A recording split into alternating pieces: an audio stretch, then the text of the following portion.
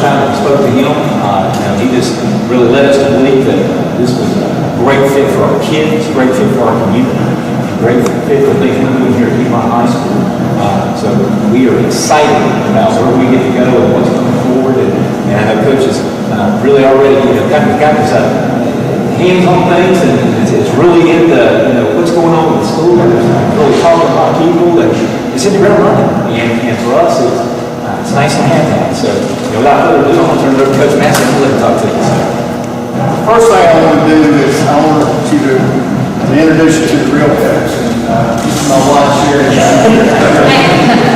and she's been the rock. Has kind of held me together all these years.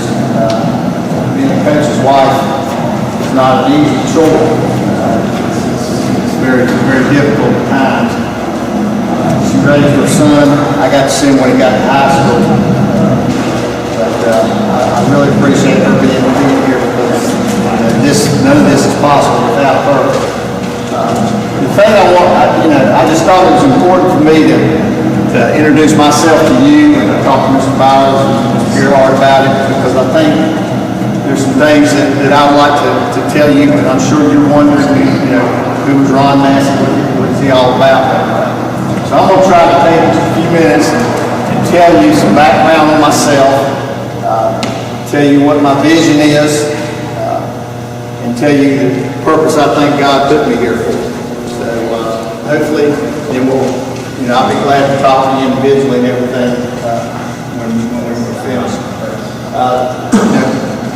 I've coached for 29 years. Last July I retired. I was at the beach in Wilmington. My wife had a job down there in Wilmington. We went down there to the beach.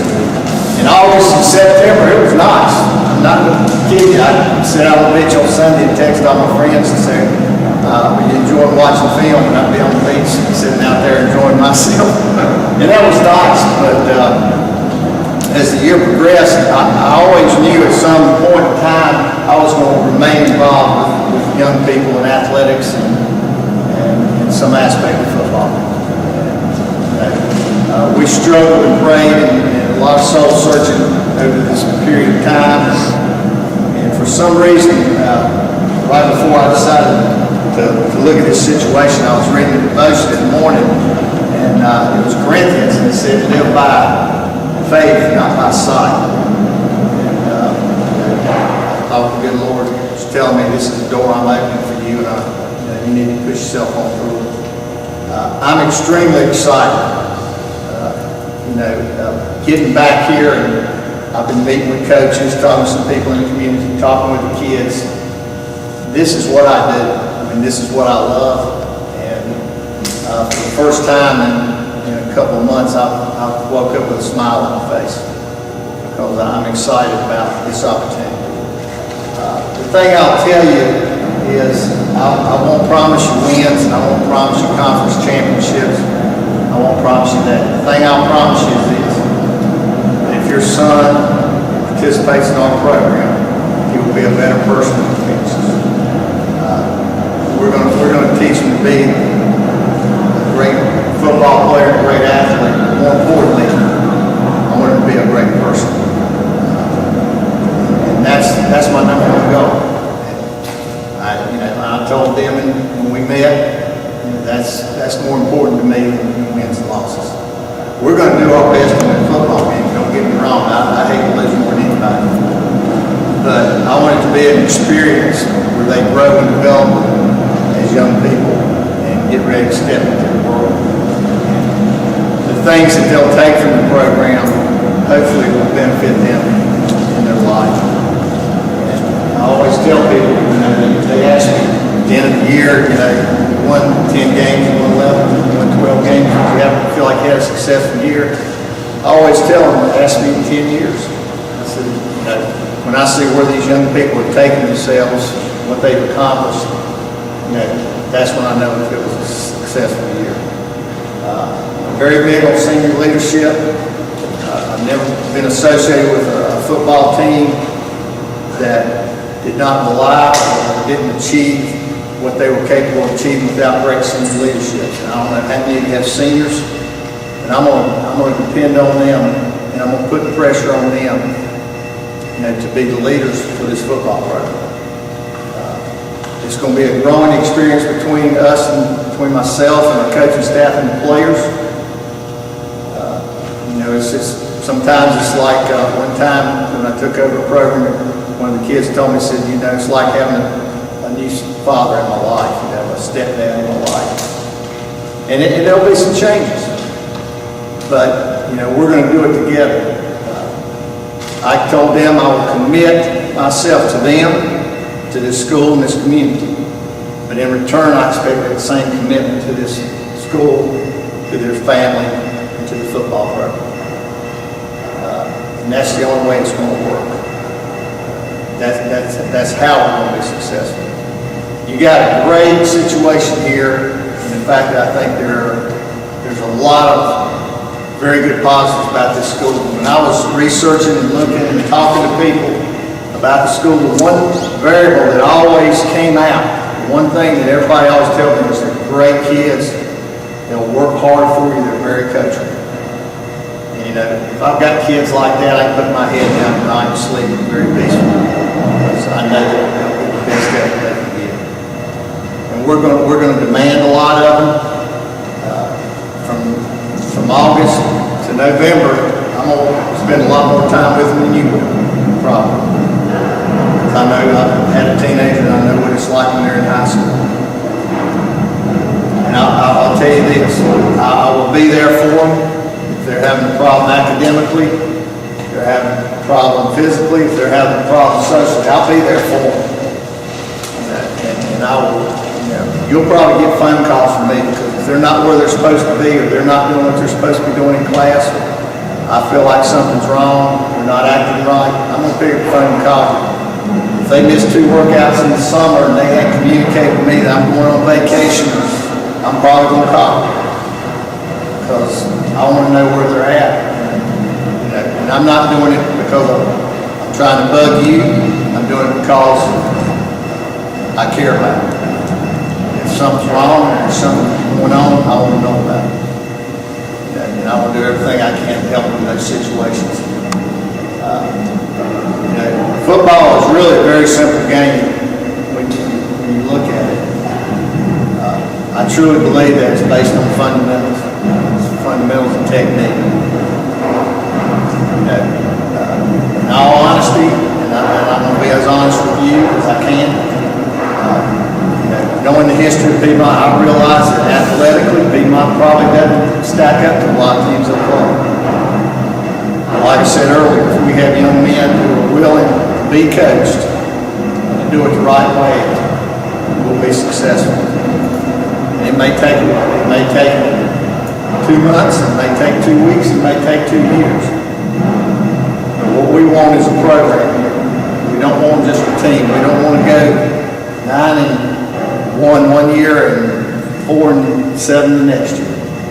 We want to know every time we're on that start of season, and every time we line up on Friday night, we believe we can win that football. We don't think we can, we're going to believe that we can win that football.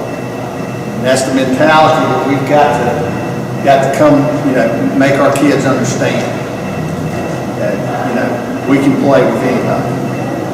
When we get to that point, and our seniors take their leadership role, and they buy into us, and we're going to be successful. This summer, I'll tell you this, I've got some calendar for the summer. I know some of you are trying to make vacation plans and do all that. We basically will have 17 workouts in the summer. We'll start the first week, and I'm going to try to get this calendar online or get it in your hands in the next week.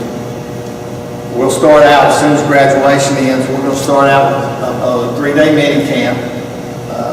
Probably do it in the evenings, and that's going to be an evaluation process for us. And when we finish that, we'll move into our summer program in the weight room and our speed program, and there'll be some practicing going on in the summer. Right now, the days that I'm going to ask them are Tuesday, Wednesday, Thursday. I don't want to monopolize their summer. I want them to still be kids.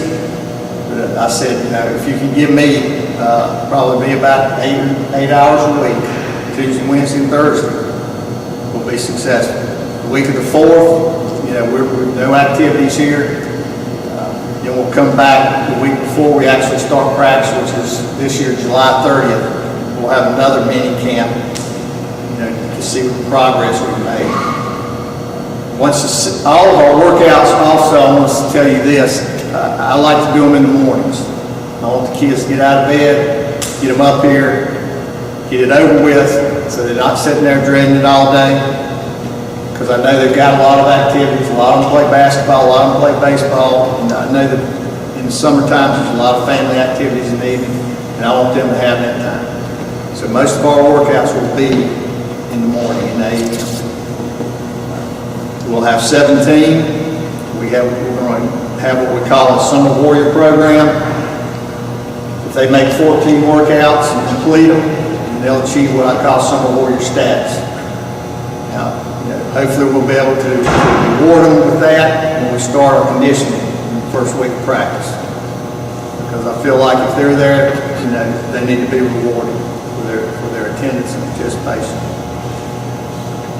And hopefully, we'll get to the point where some of them make 17 workouts. But I tell them all, I said, I'm taking a week of vacation. You need to take a week of vacation. So that kind of gives you a little breakdown on the summer, so you'll have a little idea about that. Like I said, I'm just extremely excited to be here in the process of getting our coaching staff put together. I've coached at, let's see, I think this is the 8th high school I've actually worked at. I worked at 3 as an assistant coach, and I've been to, 7th and 4 as a head coach. The thing that I noticed, I came up here one day and they didn't really know it, but I kind of hung out a little bit in the hallways for a couple hours. I wanted to see how the change of classes went. And it was tremendous. So, it's a great environment here as far as that's concerned, and that's something that was high priority on my wish list of where I'd work next. Hopefully we're going to get this community excited. I want Friday nights to be special. I want Mr. Gerhardt to have to get extra security for the football games. I want to walk out at 6:15 and see tailgating going on, and all those types of things, because I think that's what Friday night football is all about. And I want our kids to see that type of atmosphere too. So we're going to do the best we can as coaches. You're doing a lot by trusting your son to be under our mentorship for a lot of hours. And I'm here for you. I'll be there for them. When we go to work, we're going to go to work, and their expectations, we're going to set high expectations. And we're going to get down in the valley, and we're going to get down there and work, and then when we get up on that mountaintop, it's going to smell sweet when we get to where we need to be. So, I'm excited. I'm excited because we're at an opportunity. My wife, hopefully, is going to get to work part-time and enjoy life a little bit. And I'm going to get to do something that I love to do and be part of something that's very special to me, in my life. So, I don't know how we're going to proceed. I'm going to let y'all, if you have specific questions, or if you want to personally have some questions you want to ask me, I'll be glad to hang around as long as you want to. But, if anybody's got anything they'd like to say or a question that I can answer for you, feel free. Somebody will be brave enough to ask the first one, and maybe we'll get some more going. But I'm here for you. This is why I asked them here, because I think it's important that the communication between you and I and your kids is an open communication. So that's why I asked them if we could put this thing together.